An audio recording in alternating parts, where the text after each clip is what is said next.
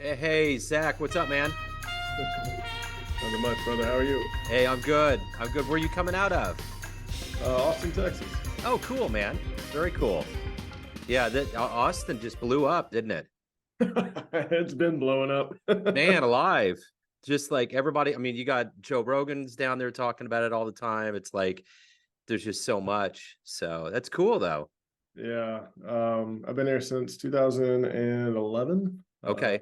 So I've seen a lot of changes and a lot of growth. You were there before it was cool. About when it started getting cool. Yeah.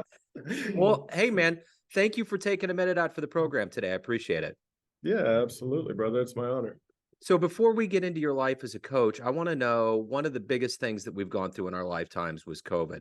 How did you get through the last 3 years, and how has it changed you now that we're coming out of it? We're in the post-pandemic era. Well, that is quite a question. We're starting Uh, off running. let me start with my experience in the middle of COVID. So I was in the middle of COVID. I was running a fitness business online and also bodybuilding. And, I was so used to the daily grind of working. I enjoy working. I love my work. And also, it can be a little bit of an avoidance strategy, as it might be for most people. So during that time, with the gyms closing and everything else, I was watching a lot of my clients were, going off the retainer, right? So, I was losing clients left and right, and I was just freaking out the entire time. And me freaking out had me work more and more. And I was coming out with this course on doing at-home workouts and all these things. And I got to tell you, the moment that I just felt so defeated is I put in like 14 days straight of work from 9 a.m. to 9 p.m. just work and work and work. And then I saw Peloton came out with this app for free. Oh no. Oh man. It was free 90 days for Peloton. And I saw it and I was like, and I'm trying to sell this course for $97 for at-home training and can't do that. So at that point, I lost all ambition.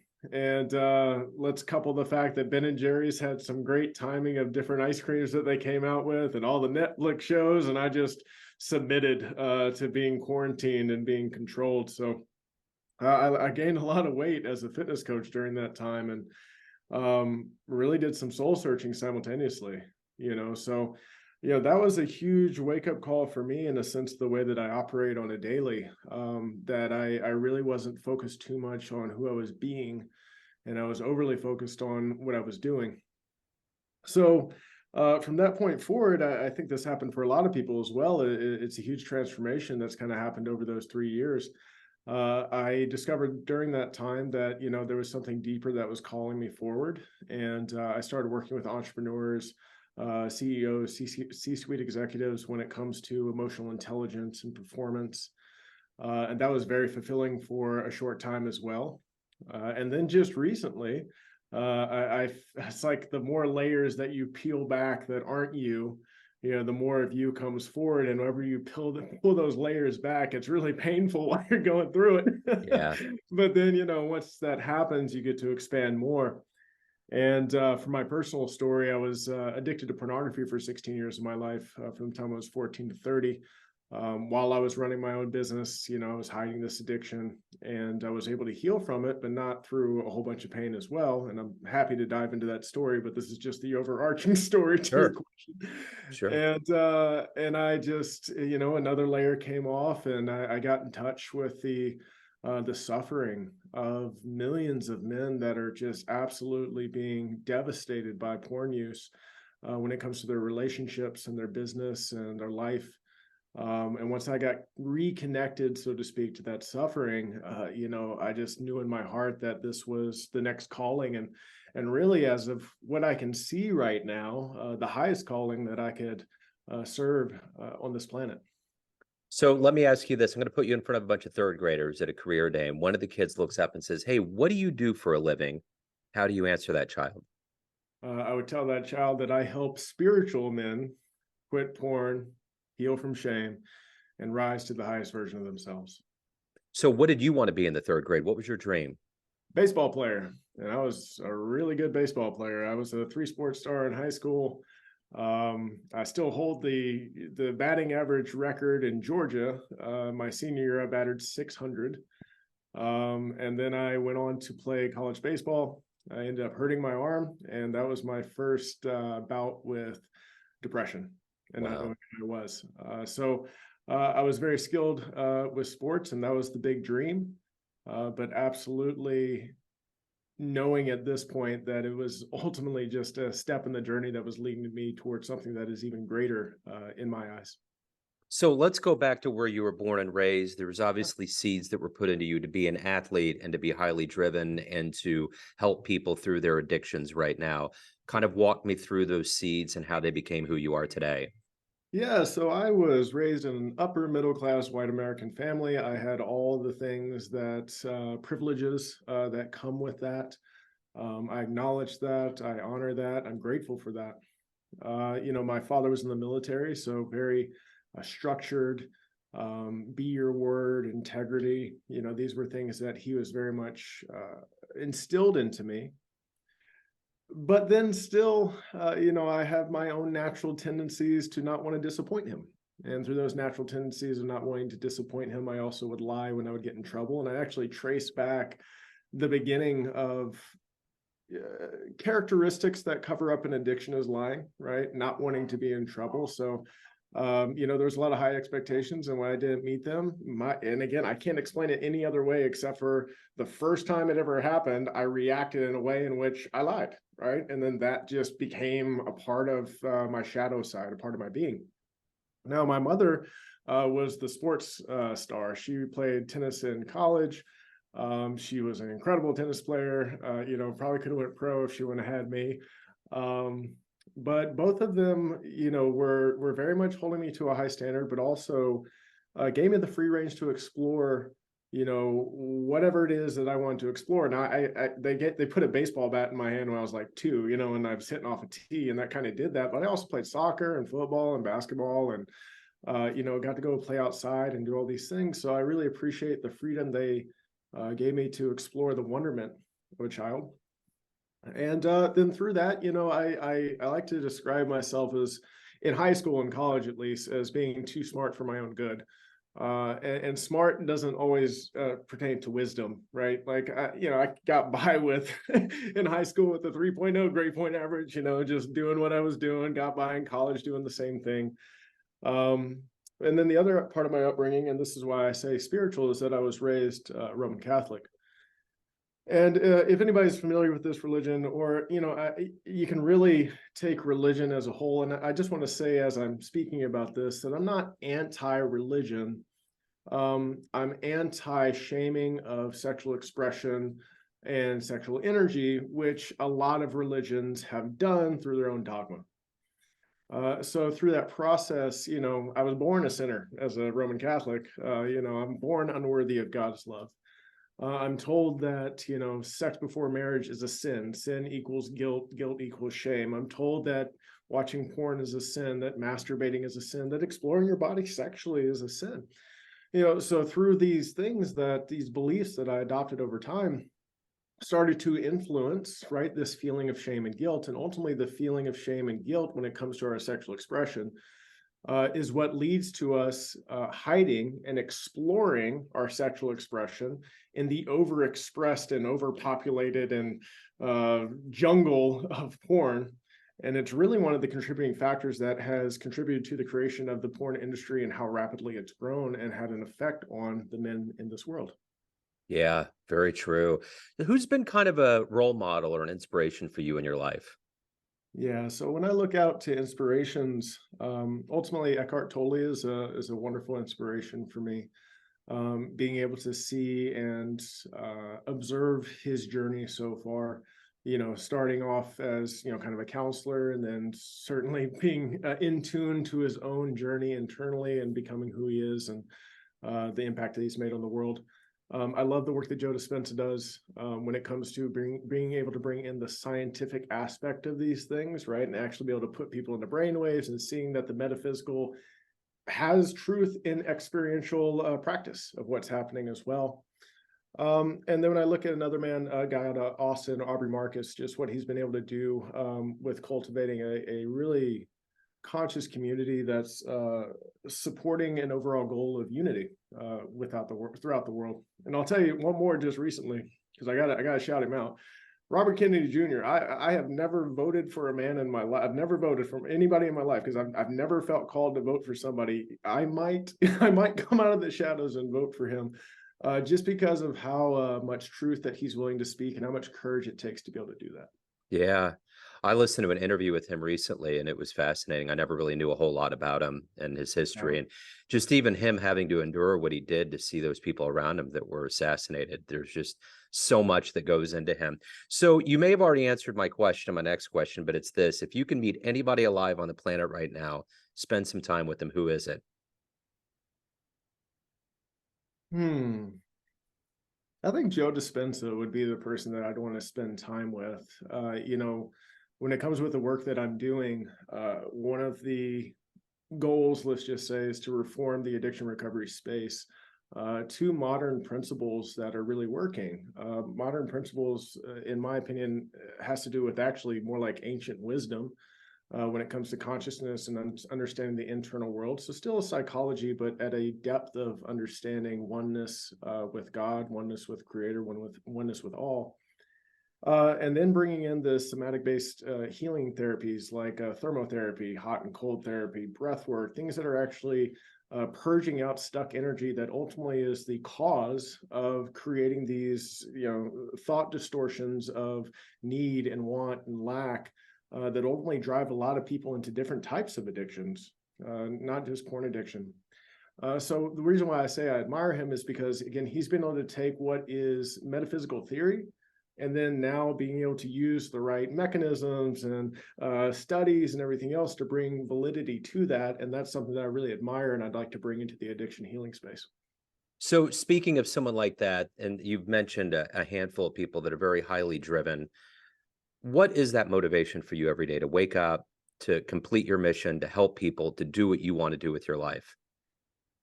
Yeah, so at the very center or core of who I am,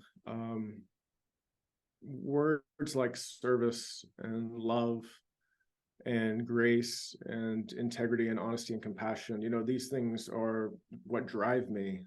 These are characteristics that I can align to that make it very simple for me to see what is the highest version of myself. Anybody that I've ever worked with when it comes to the internal space, I ask them that question. I say, hey, so what does the highest version of yourself look like?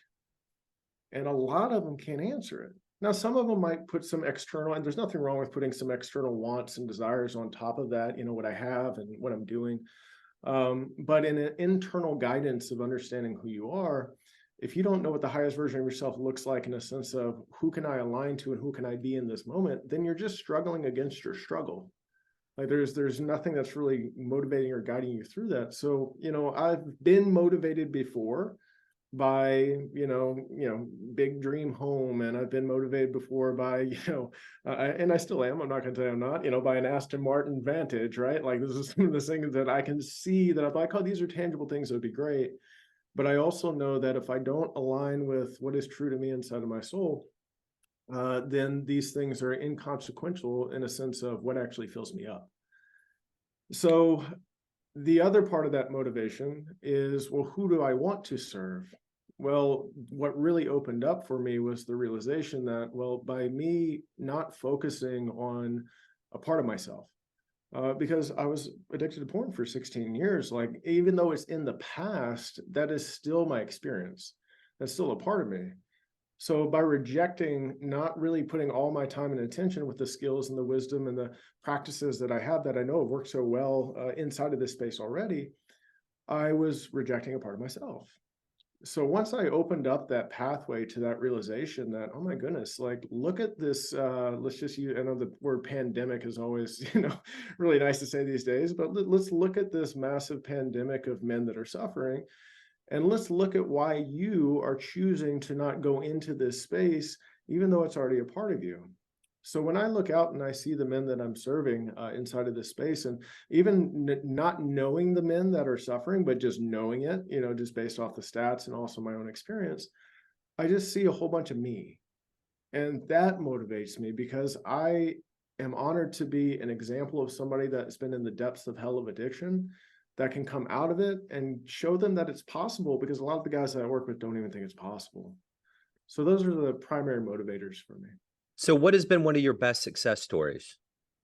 Yeah, so I've had multiple guys. The overall success story I would tell you is that now I was serving about 24 men.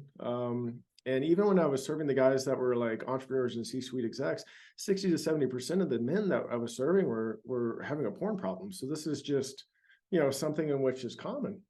But within 90 to 120 days, we're talking about guys being able to not only release porn out of their life in a sense of the control and the hold that it has on them, but also simultaneously being able to discover who they really are. So I worked with a man that was watching porn since he was 5 years old. For myself, right, I'm 36. So when I started watching porn when I was 14, it was 2000. There was no smartphones, right? We were just going into broadband internet. Right. So for this gentleman, he was 24 years old, right? So he had been access to porn when he's 5. Well, science and has been proven to show at this point that from 0 to 7, right, you are creating your subconscious program. You're creating your baseline, right? So if in your baseline time period, porn starts to become introduced to you as something that you are intaking inside of you, then it becomes something that is desirable of your subconscious mind. So we were able to work through this in about 90 days. In the first 60 days, I would tell you that the man wanted to quit multiple times. He was saying that this wasn't working for me. It's not working for me. But ultimately, there was always a gap a little bit longer in between the amount of time that he would choose to watch porn. And once he started to realize and truly understand that he was the cause and the creator of his own addiction, and he was not enslaved by the addiction, there was nothing that was more powerful than him through that process. And he became in tune to that level of choice, and then started to purge out the shame and the guilt through these experiential methods that we use in somatic therapy. He came to me at the end of it and he said, I never thought ever, and I always told myself that I was doomed to suffer. And now I can sit here and realize that I'm the powerful creator of my life, and I can do whatever I want to do with my life. And after that, so he was raising dogs, or he did dog training, and his business was doing moderately well. And then over the next 2 to 3 months, he doubled and tripled his income through that process, just by having this profound realization and experiencing himself as the creator of his life.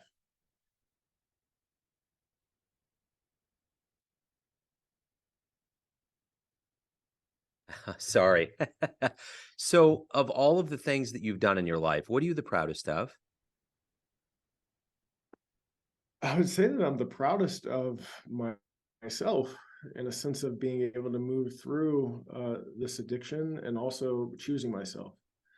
You know, a lot of times, and this is my experience as well, is we're told that, it's about serving others. But people can get so lost in serving others, losing themselves to the process, becoming kind of like a chameleon to other people's experience, whatever you want me to be. There's, I don't know if you've ever watched the Ant-Man 3. I love Marvel movies, man. I was raised on Marvel. But there's the part at the end where MODOK, he says, well, I don't know what to be, tell me what to be. The girl's like, just don't be a dick, right? But it's like, Okay. so that's how so many people are. They're like, I don't know what to be, just tell me what to be. And that's what happens when we get lost in serving others, when we don't really choose ourselves first, because as a society, we've created this collective belief that serving ourselves first is selfish. But then we also hear other things like, well, you got to put your mask on first before you put your mask on somebody else. And everybody uses the analogy, and we all shake our head and say, oh yeah, that's true. But the integration of that and actually doing that is something that I struggled with.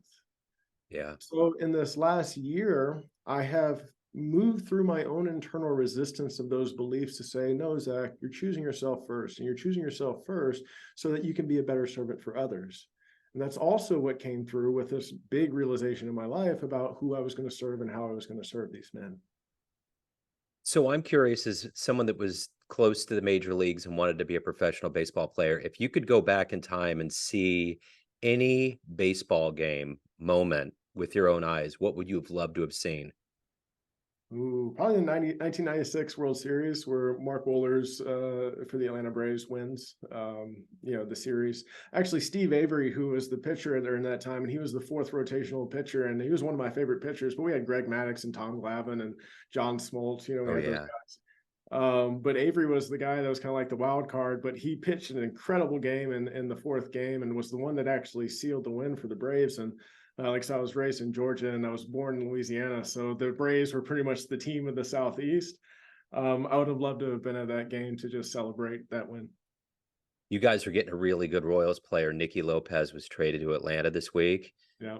My son is on the spectrum, and the YMCA here has a challenger program. And last year, Nicky was really involved with it. He invited a group out to the stadium, and Nicky is the coolest cat, man. Like grounded, humble, nice, talented. So I don't, from what I understand, the pitcher we got is no. So I don't know what they're doing.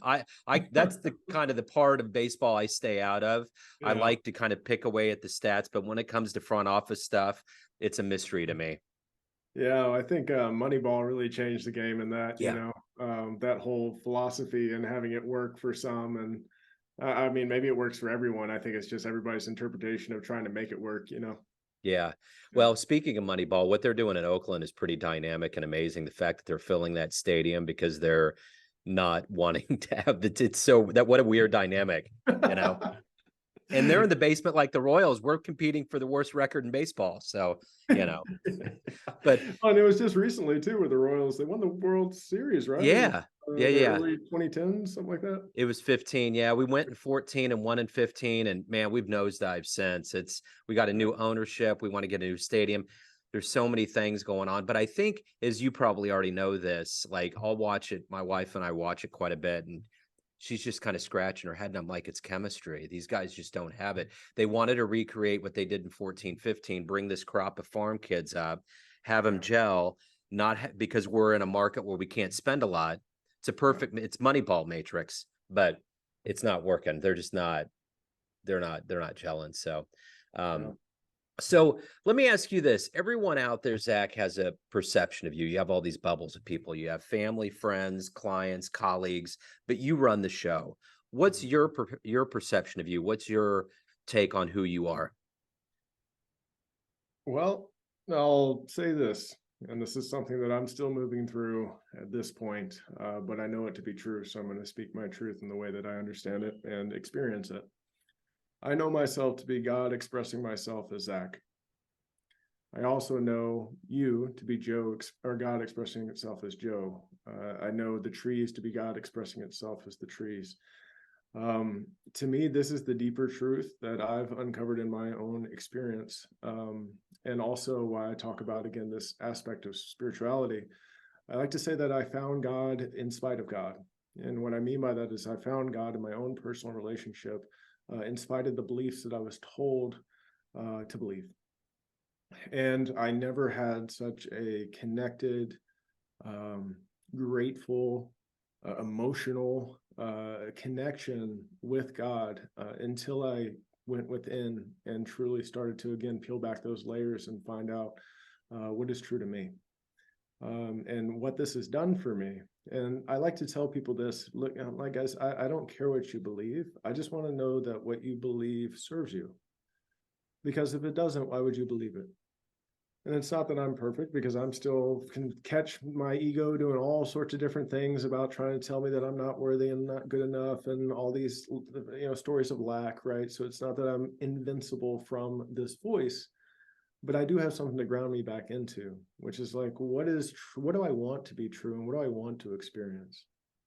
So what that has done for me and what this belief has done for me is it's empowered me to know that I am worthy. I was born worthy. It's why my company is named Born Free, right? It's the same type of feeling to understand that, hey, we're just remembering something that we have forgotten. And the more we remember that we're perfect the way that we are, no matter what we've experienced. And even more so, those experiences are perfect for us. So it's also empowered me to know that, hey, I am creating and I feel and I've experienced my will being in unity with God's will, with what I know to be God's will. So every time that I feel downtrodden, every time that I want to, put my head down and cry, I allow myself to express it. And then I have an instant remembering that, hey, this is just part of my human experience.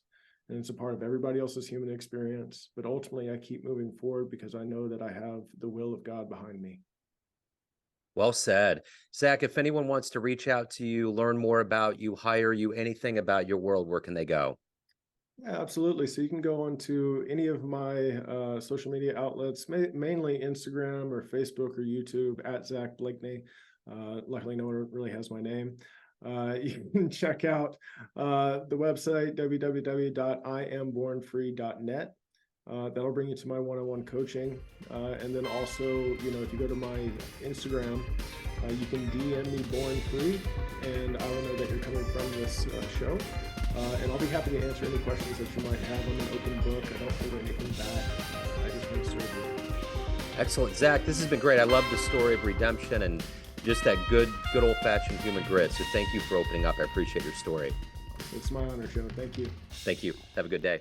You too, brother.